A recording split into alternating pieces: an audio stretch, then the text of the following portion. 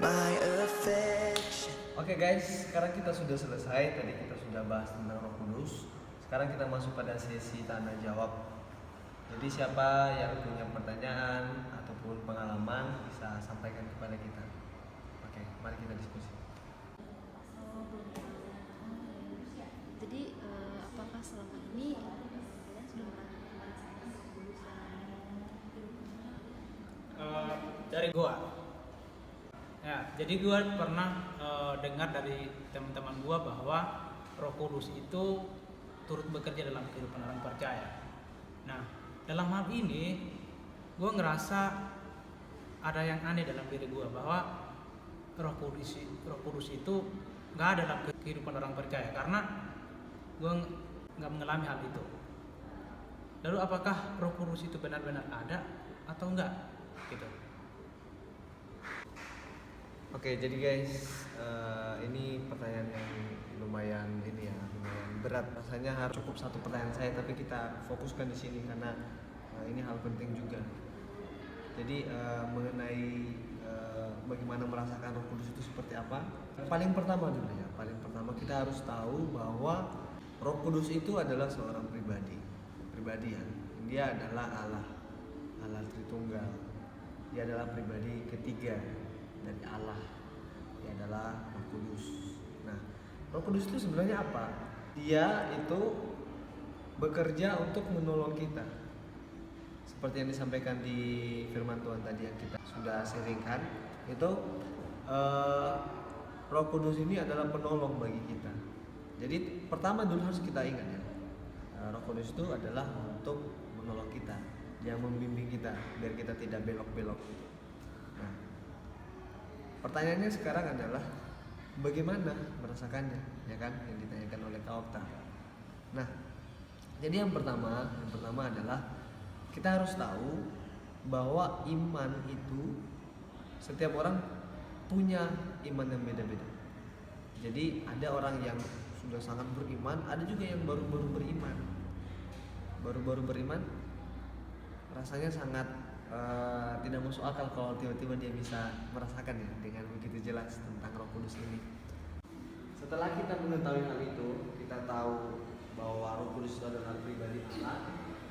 Kemudian kita tahu bahwa Roh Kudus itu adalah untuk menolong kita, untuk membimbing kita.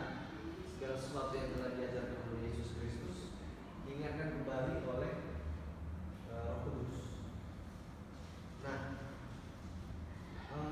harus sangat ditekankan sekali, ini adalah wilayah iman, iman. Dan iman itu bukan sesuatu yang tiba-tiba, itu adalah pengalaman. Jadi kita butuh proses. Nah, Roh Kudus itu sebenarnya kita sudah merasakan, karena ketika kita sudah percaya Kristus, kita telah menerima Roh Kudus. Kita telah dibaptis oleh Roh Kudus. Jadi Roh Kudus sebenarnya sudah ada dalam diri kita. Di mana kita melihat Roh Kudus? Kita melihatnya ketika kita sedang dalam masalah, terus momen-momen kita lewati, berbagai rintangan kita lalui, dan kita berhasil. Keberhasilan kita itu adalah pertolongan dari Roh Kudus. Nah, lalu kenapa kita sadar kalau itu adalah pertolongan Roh Kudus? Karena itu adalah iman, dan itu adalah pengalaman. Jadi pengalaman itu tidak serta-merta langsung gitu, enggak. Dan sekarang teman-teman semua sudah tahu bahwa Roh Kudus itu ada di dalam diri kita dan menolong kita dalam setiap masalah kita. Mungkin dari teman-teman juga ada yang pernah merasakan hal seperti itu. Pertama dulu, bagaimana dengan Kak Okta sendiri? Apakah pernah merasakan kayak dulu ada masalah gitu kan, tiba-tiba sekarang jadi kayak damai? Terus kayak kalau mengalami hal yang serupa itu kayak udah enteng aja gitu. Jadi gua dulu yang namanya baca Alkitab itu nggak pernah sama sekali, apalagi masuk gereja. Dan berjalannya waktu gua merasa ada yang aneh dalam diri gua, kayak ada yang tergerak gitu dalam hati gua bahwa kayak masuk gereja lu gitu. Jadi akhirnya gua terus rajin masuk gereja dan berjalannya waktu. Nah, sehingga tadi saya bertanya apakah Roh Kudus itu ada atau enggak gitu. Nah, disitulah muncul pertanyaan gua gitu. Nah, seperti itu yang saya maksud. Artinya itu bahwa tiba-tiba kita ada gerakan gitu. Mungkin yang lainnya juga pernah merasakan. Siapa yang pernah merasakan selain Iya, Pak? saya juga merasakan di mana memang saya juga tergerak untuk melakukan hal yang baik. Contohnya dalam kehidupan saya tuh adalah pribadi yang dulunya suka marah, ceplas-ceplos ngomong ke orang lain. Jadi semenjak Kudus itu hadir dalam kehidupan saya dan saya benar-benar mengikut Tuhan, saya merasakan bahwa saya berubah dari hari ke hari. Yang dulunya suka marah-marah, sekarang saya lebih berpikir dewasa dan mengambil sesuatu yang lebih baik. Sebenarnya nggak perlu marah-marah untuk mengambil satu keputusan. Ya benar, saya setuju. Karena saya juga merasakan hal itu dalam kehidupan saya. Ketika saya berada dalam sebuah masalah dan saya berada dalam titik-titik yang paling rendah, di situ saya percaya bahwa saya tidak berjalan sendiri, tetapi Roh Kudus telah atau selalu menuntun saya. Iya benar itu. Ya, saya kayak dulu ya, saya tuh nggak mau membantu orang. Tapi setelah adanya Roh Kudus dalam kehidupan saya berpikir kenapa saya harus tergerak hati saya untuk menolong seseorang yang membutuhkan bantuan saya. Benar-benar Roh Kudus itu memang benar-benar ada dan tidak pernah meninggalkan kita seorang manusia. Nah, iya betul.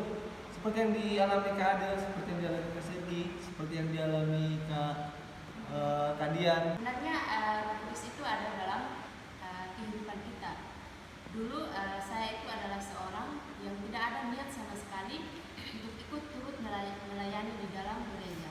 Nah, seiring berjalannya waktu, tiba-tiba hati saya itu tergerak. Saya ada niat dan rindu sekali untuk turut melayani di dalam gereja. Sampai sekarang setiap minggu saya sudah sangat senang sekali untuk mengikuti setiap pelayanan di gereja. Banyak. Dan memang Roh Kudus itu ada dalam kehidupan kita, di mana saya merasakan Roh Kudus itu ada karena dulu saya orangnya malas berdoa, malas beribadah, tetapi tiba-tiba hati saya tergerakkan untuk mendekatkan diri atau melayani Tuhan. Betul, melayani Tuhan memang. Dan semua kalau teman-teman coba pikirkan sekali lagi, ya awalnya teman-teman itu nggak sadar gitu kan, dan mungkin saja teman-teman baru sadar waktu kita sedang diskusi saat ini. Nah, jadi sekali lagi saya ingatkan bahwa ini adalah masalah iman, dan iman itu berhubungan dengan pengalaman. Jadi ingat tadi kan iman orang beda-beda, maka pada saat teman-teman dulunya imannya masih kecil, masih belum terlalu sering dapat pengalaman seperti ini, nggak paham gitu, kayak biasa aja kan. Tapi lama kelamaan sadar bahwa memang iya, seperti Kak Okta, tiba-tiba ada gerakan untuk datang ke gereja. Kak Adel, Kak Dian, Kak Sergi, Kak Arpi, dan Solilia, itu semua kita alami, dan itulah Roh Kudus. Begitulah cara kita merasakan Roh Kudus itu. Karena Roh Kudus itu bukan fisik. Dia adalah roh. Dia ada seperti udara, kita bisa merasakannya tapi kita tidak bisa melihatnya. Jadi dalam kehidupan kita ke depannya, dalam masalah-masalah kita, dengan ingatan kita tentang Tuhan dan tentang pembahasan kita kali ini, coba lebih fokus dan perhatikan ketika ada masalah, di situ Tuhan membantu kita. Oke, jadi saya rasa cukup untuk diskusi kita. Dan ingat ya apa yang telah kita pelajari tadi. Pertama, Kudus itu adalah Allah, itu pribadi Allah. Kedua, Roh Kudus itu menolong kita. Ketiga, dia tidak bisa kita lihat tapi bisa kita rasakan.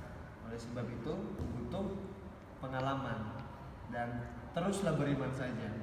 Dan ketika tiba-tiba wah berhasil, nah itu Tuhan yang bantu. Demikian, Tuhan Yesus memberkati. Shalom.